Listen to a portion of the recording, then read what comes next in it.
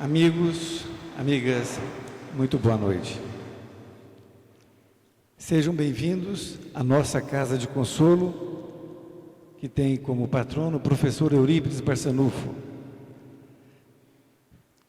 Hoje estaremos estudando um tema que é a caridade. Muitos já ouviram esse tema, principalmente com outros amigos que aqui o fizeram. E nós trouxemos para vocês, mais uma vez, naturalmente dando um outro enfoque. E a caridade, nós vamos ver que ela tem um sentido muito amplo em nossas vidas. E muitas vezes nós não a entendemos, não compreendemos perfeitamente o que vem a ser caridade.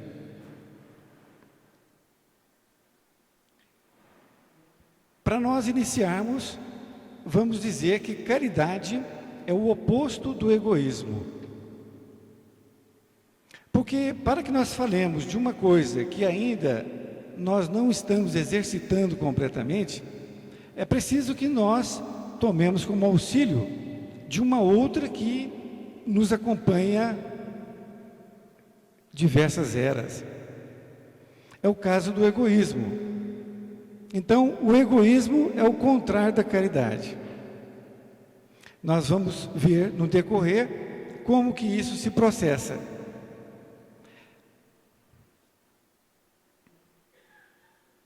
O egoísmo, ele vem do latim, que é a junção de duas palavras, que resume-se no eu primeiro. Isto é, a pessoa que tem um egoísmo, né? A maioria de nós temos. Esta palavra, então, significa que tudo aquilo que você pensa, faz, você se coloca em primeiro lugar. Então, este é o egoísmo no máximo. E nós sabemos que nós temos egoísmo.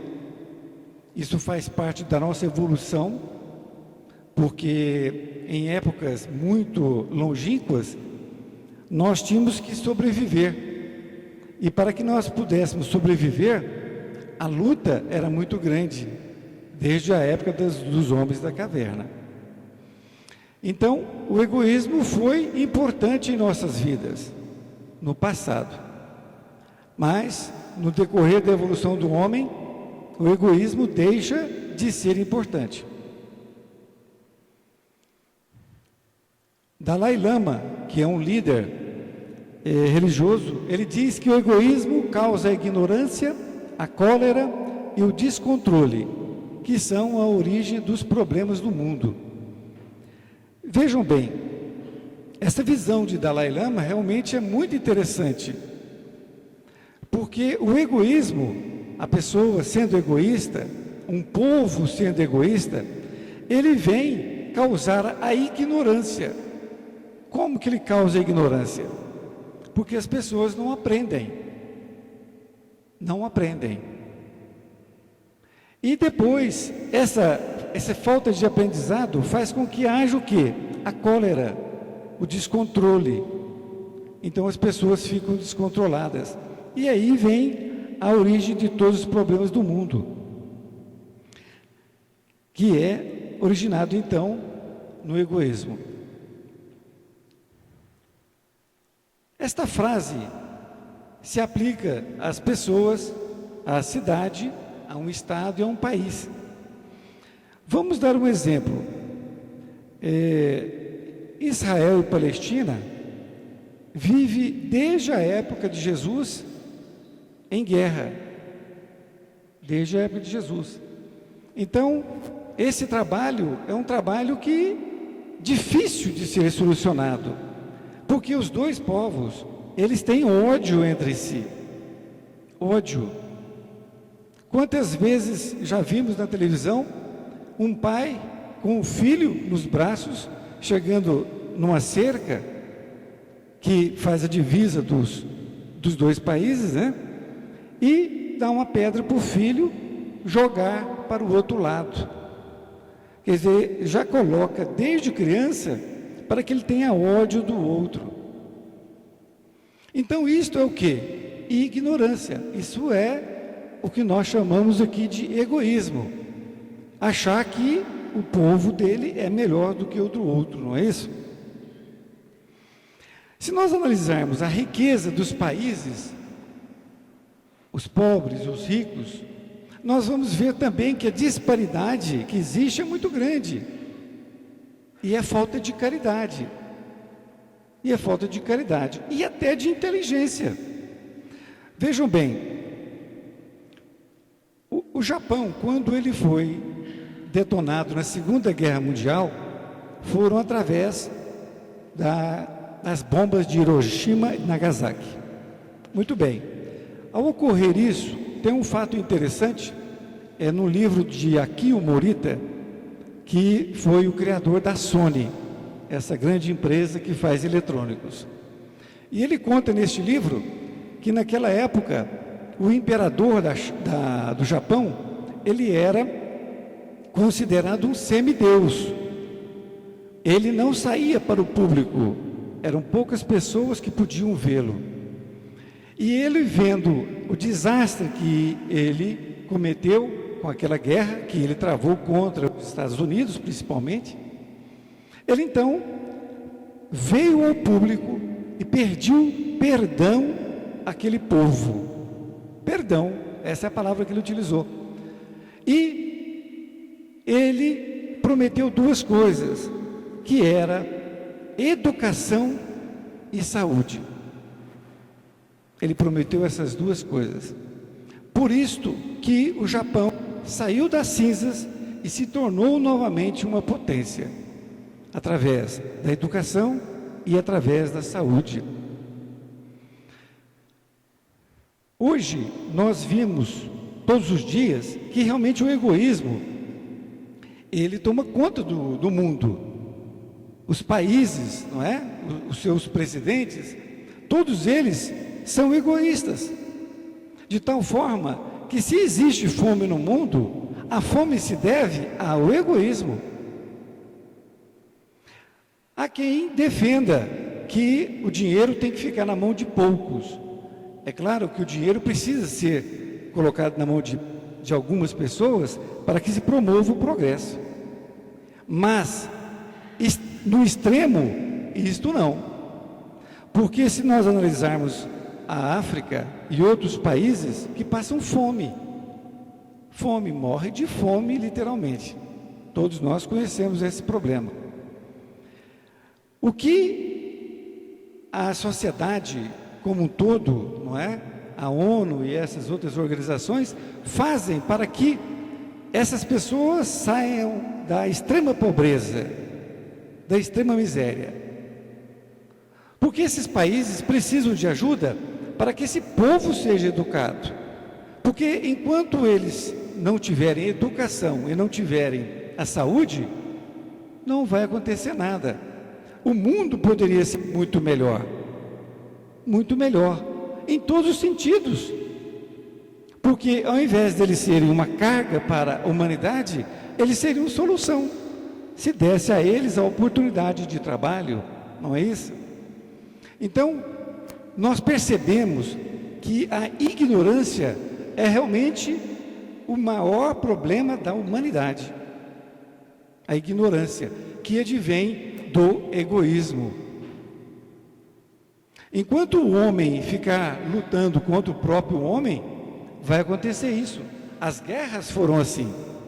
Todas as duas guerras, elas foram através disso, de um homem querendo sobrepujar o outro homem.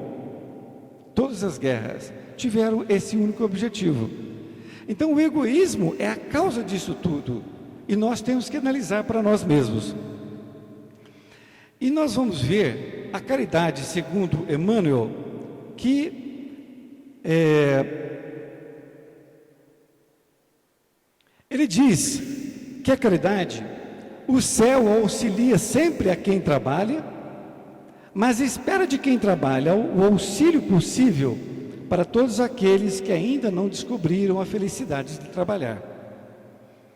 Falando em outras palavras, ele diz que aquele que trabalha na caridade, ele é ajudado pelo alto, pelos espíritos superiores.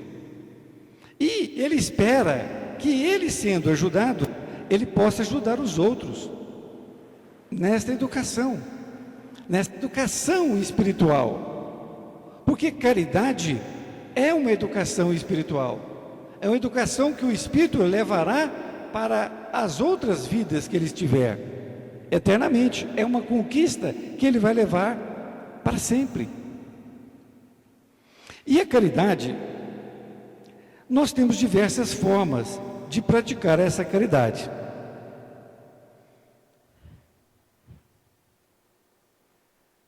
Quais são as formas de praticar? Nós podemos praticar a caridade pelos pensamentos, pelas palavras e pelas atitudes.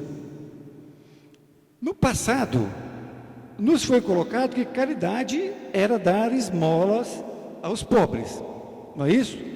E até hoje nós temos isso muito fortemente em nossas mentes. Então, nós damos, ou em épocas passadas também fizemos isso, até como desencargo de consciência, não é? Então a gente dava ali algumas moedas e só. Isto era caridade naquela época. Hoje, isso não é caridade. Caridade é um sentido mais amplo que nós vamos ver também na visão de Paulo de Tarso, qual era a visão que ele tinha de caridade. Que caridade se transforma, pode ser chamado também de amor. E foi exatamente que Jesus disse que amai a Deus sobre todas as coisas e ao próximo como a si mesmo. Então, alguns dizem que caridade é o amor sendo praticado. É o amor em movimento. Existem diversas definições. Fato é que a caridade, realmente, ela ergue a criatura. Então, em pensamentos, nós podemos fazer as nossas orações para as pessoas. E aí nós temos que colocar um ingrediente chamado fé. Com fé, e você, com pensamento firme, de elevar aquela oração para aquela pessoa, esteja aonde ela estiver. Assim como nós, daqui a pouco, faremos as vibrações, e vamos pedir para que vibremos para 2 pessoas, estas orações vão chegar até a eles, com certeza. Existe um livro chamado Entre o Amor e a Guerra. Neste livro é contado uma história que ocorreu na Segunda Guerra Mundial. E na Segunda Guerra Mundial existiam poucos equipamentos, né? Não tinha assim muitos equipamentos, como tem hoje, mais ainda do que a bomba e etc. E conta numa passagem que estava havendo uma batalha num determinado país e a carnificina era enorme, porque já tinha acabado ali todos aqueles materiais bélicos, então a luta estava corpo a corpo, né? De tal forma que a espiritualidade então veio uma equipe para resgatar aquelas pessoas que tinham ali desencarnado naquele campo. Mas elas precisavam de uma energia que só os encarnados têm, que é a vibração, a oração. E por que a espiritualidade, embora ela seja espíritos evoluídos, precisam dessa energia nossa? Porque aquelas pessoas que estavam ali desencarnando, que estavam naquele campo de batalha, eles estavam ainda com o perispírito muito materialmente falando. Então era preciso que houvesse ali aquela energia da vibração das orações. Então conta o mentor que estava escrevendo o livro, relatando, melhor dizendo, que eles viram um pequeno foco, né? Assim que eles estavam descendo, eles viram um pequeno foco ali irradiando luz naquela escuridão. E então foi quando eles, chegando mais perto, avistaram e viram que era uma igreja. E em plena guerra, eles estavam dentro da igreja orando. E aquelas orações foram então recambiadas para aquele campo de batalha, para que pudesse ali então dar aquele primeiro socorro para aquelas vítimas que estavam ali se degladiando. Então, isso é para dar um exemplo para vocês da importância que tem da oração. A oração tem uma força muito grande. Então você pode ajudar uma pessoa que esteja doente no leito, você pode ajudar uma pessoa que esteja com problemas descontrolada e outras coisas mais. Você pode fazer tudo isto com oração. E a oração, ela não é uma repetição de vãs palavras, como Jesus nos ensinou. Não é você rezar 10 Ave Maria e 20 Pai Nosso. Nada disso. Você pode fazer uma oração em 1 minuto. Mas se dentro deste minuto você emitir o que tem de melhor de si, com certeza vai chegar este melhor de si, né, lá para aquela pessoa. A outra forma que nós temos são as palavras. Então, você pode praticar a caridade também conversando com as pessoas. Quantas pessoas que precisam de uma palavra amiga, elas estão visivelmente desequilibradas? Então, se você chega até a ela e conversa com ela, com certeza ela vai se sentir melhor. Isto é caridade. Isto é caridade. E que muitos acreditam que não seja. Então a oração é uma caridade. E uma conversa que você tem, um telefonema que você dá para uma pessoa, é caridade. Você, tudo que você fizer, que você está reerguendo a criatura, você está fazendo uma caridade. E não há ninguém no mundo que não precise de caridade. Todos nós somos carentes. Nós somos ajudados e temos que ajudar as outras pessoas. Então, quando nós fazemos isso, levando uma palavra amiga, é importante também que nós nos coloquemos de uma forma humilde. Ou seja, dizendo para a pessoa que naquele momento ela pode estar naquela dificuldade, mas que aquilo vai passar. E realmente passa. Tudo na vida passa. Se hoje ela está passando por dificuldade, amanhã talvez seja eu mesmo, não é? Seja você mesmo. Ninguém está isento de dificuldades. Ninguém, não é? As atitudes também contam muito da caridade. Essas atitudes, elas são colocadas de diversas formas. Você pode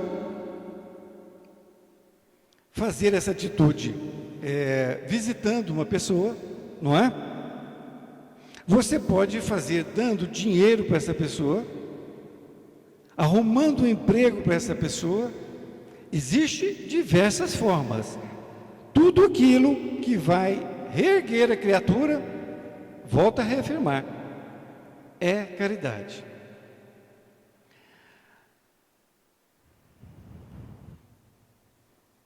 Dinheiro e caridade, não é? Então, esmola é uma palavra meio pejorativa, não é? É como se você estivesse dando um dinheiro para resguardar sua própria consciência, não é? Porque a esmola denigre a outra criatura. Se você tiver que levar um donativo para alguma pessoa, eu vou aqui lembrar de Chico Xavier. Chico Xavier, ele fazia questão de, naquelas enormes filas, né, ele fazia questão de colocar um cruzeiro, na época era cruzeiro, que hoje é real. Ele colocava em cada envelope. E cada pessoa que vinha, ele dava ali um envelope. E alguém chegou para ele e disse: mas Chico, um cruzeiro não vale nada, não é? Ele falou: meu filho, pode não valer nada, mas nós tiramos muitas pessoas do desequilíbrio. Veja bem, a forma com que você vai dar esse dinheiro é que conta. Podia ser pouco, mas a forma ele dava com amor, ele dava com carinho, se colocando no mesmo nível e não se colocando maior.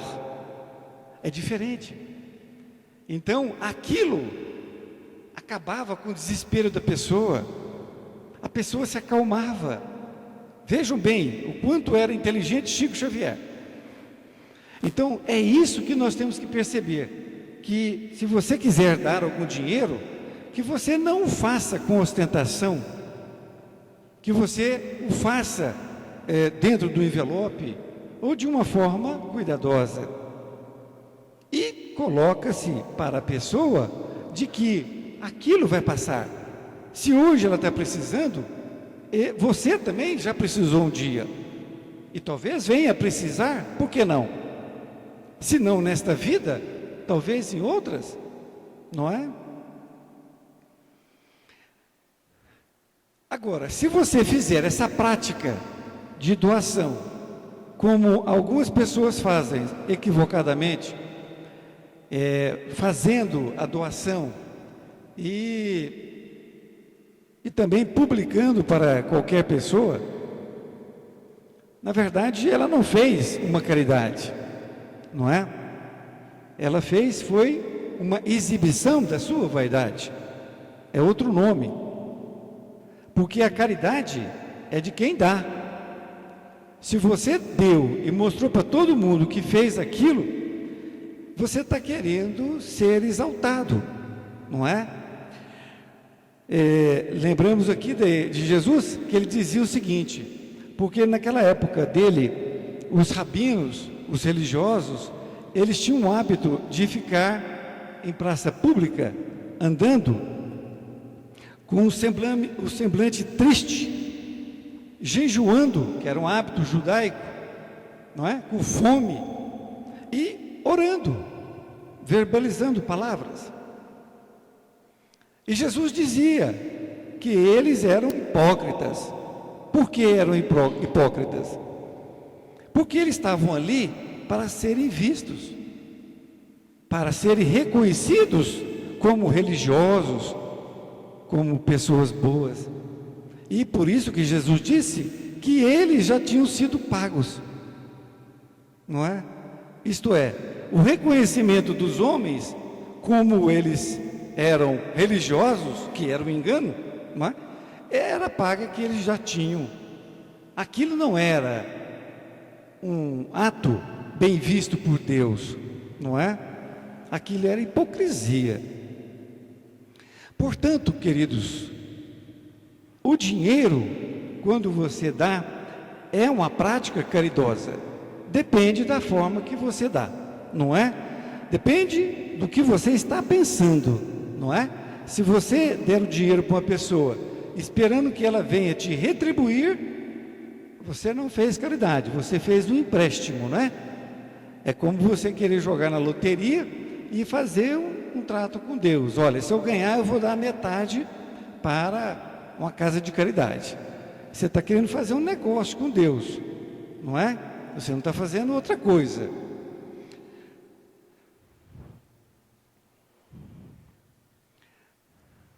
Pessoas que nos deram exemplo de caridade, nós temos aqui, não vou falar dos outros, mas dos que já estiveram conosco ainda recentemente: Chico Xavier, Madre Teresa de Calcutá, Divaldo, e também a irmã Dulce, né? Que também viveu lá na Bahia, ela desencarnou também. O único que está vivo é Divaldo, que tem uma grande obra lá em Salvador, que realmente cuida da criatura, não é? Então, como nós dissemos, que a caridade não deve ser um bem de disposição, mas um discreto ato de amor. A caridade, então, tem que ser anônima, porque se não for, vai ser vaidade mesmo, não é? E aí uma frase que a caridade deve ser anônima, porque do contrário é vaidade. E ninguém é tão pobre que não possa dar alguma coisa. Tem uma frase interessante que diz assim, que ele é tão pobre que ele só tem dinheiro. É interessante, né? Porque a pessoa que tem muito dinheiro e é egoísta, é sovina, não é? Ele realmente não tem nada. Imagine, tem nada. O que ele compra com dinheiro? Coisas materiais, não é? Quando ele está prestes a desencarnar, o que acontece? Os filhos já estão brigando há muito tempo pela herança, não é não? Há muito tempo, não é? Tem uma pequena história, permita-me contá-la, sobre dinheiro, que o sujeito era muito sovina, e ele estava, não dava dinheiro para os seus filhos já estavam idosos já também, né? Mas ele não compartilhava o dinheiro que tinha, nem com os filhos. E um belo dia ele desencarna. E quando desencarnou, ali ainda no caixão, estava já os filhos ali querendo saber do testamento, porque cada um queria a sua parte, não é? É o retrato da vida isto, né? Muitas vezes. E aí chegou o advogado, não é? E disse, olha, ele deixou um testamento. Aí todo mundo ficou ali querendo saber o que era o testamento. E o testamento dizia o seguinte, que era para pegar todos os bens dele e colocar ali no caixão, porque ele ia levar consigo. Não é? E aí um dos filhos mais exaltados falou, eu mato ele agora, né? Aí o outro falou, olha, ele já está morto, não adianta, né? Mas aí um outro lá que estava mais equilibrado falou, espera aí, eu tenho uma solução, quanto é que vale toda a fortuna? Ah, vale tanto. Ele pegou, fez um cheque, colocou o nominal e colocou dentro do caixão, não é? E ele levou então para dentro do caixão aquele cheque. Tem uma história que nos põe a pensar sobre a questão do dinheiro, não é? Porque o dinheiro ele tem que movimentar. Se ele não movimentar, ele é usura. Não tem outro nome para isso.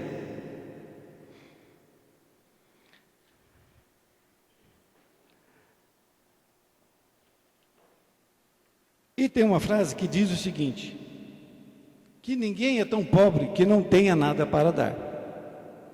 Então uma caridade, ela pode ser um sorriso, pode ser um abraço, não é? Uma palavra amiga, isso é muito importante, porque muitas vezes a gente não dá muita importância nesses detalhes, e isso é caridade, é uns ajudando os outros, esta é a nossa função aqui na Terra, porque nós somos ajudados, e quanto mais nós fizermos esta caridade, que não é só dar dinheiro, né? Que é essa educação que nós temos que ter uns com os outros, quanto mais nós fizermos, de acordo com Emmanuel, mais seremos ajudados, e mais estaremos aptos a ajudar as outras criaturas.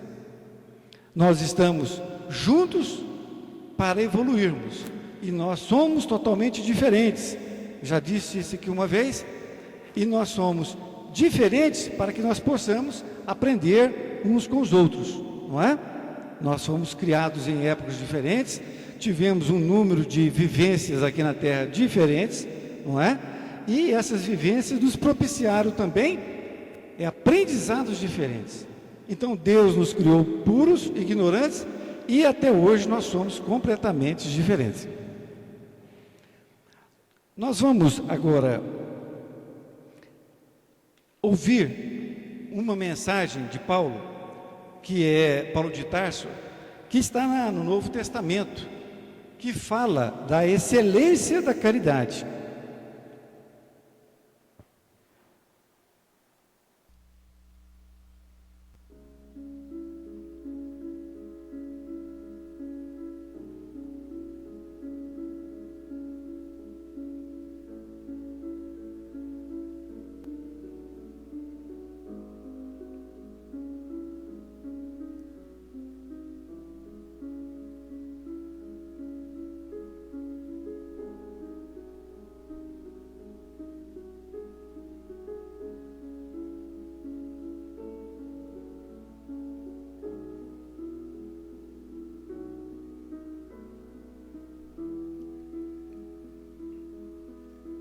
a suprema excelência da caridade. Paulo de Tarso, Novo Testamento, Coríntios 13:13. Ainda que eu falasse as línguas dos homens e dos anjos, e não tivesse caridade, seria como metal que soa, ou como sino que tine. E ainda que tivesse o dom de profecia, e conhecesse todos os mistérios e toda a ciência, e ainda que tivesse toda a fé, de maneira tal que transportasse os montes, e não tivesse caridade, nada seria.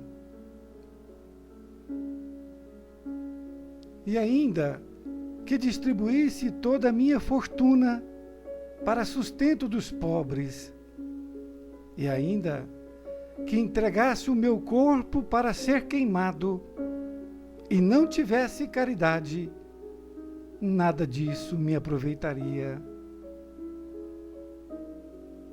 A caridade é sofredora, é benigna. A caridade não é invejosa. A caridade não trata com leviandade, não se ensoberbece, não se porta com indecência, não busca os seus interesses, não se irrita, não suspeita mal, não folga com a injustiça, mas folga com a verdade. Tudo sofre, tudo crê, tudo espera, tudo suporta. A caridade nunca falha, mas havendo profecias, serão aniquiladas. Havendo línguas, cessarão. Havendo ciência, desaparecerá. Porque, em parte, conhecemos e, em parte, profetizamos. Mas, quando vier o que é perfeito, então o que o é, em parte, será aniquilado. Quando eu era menino, falava como menino, sentia como menino, discorria como menino, mas logo que cheguei a ser homem, acabei com as coisas de menino. Porque agora vemos por espelho em enigma, mas então veremos face a face. Agora conheço em parte, mas então conhecerei como também sou conhecido. Agora, pois, permanecem a fé, a esperança e a caridade, estas três. Mas a maior destas é a caridade.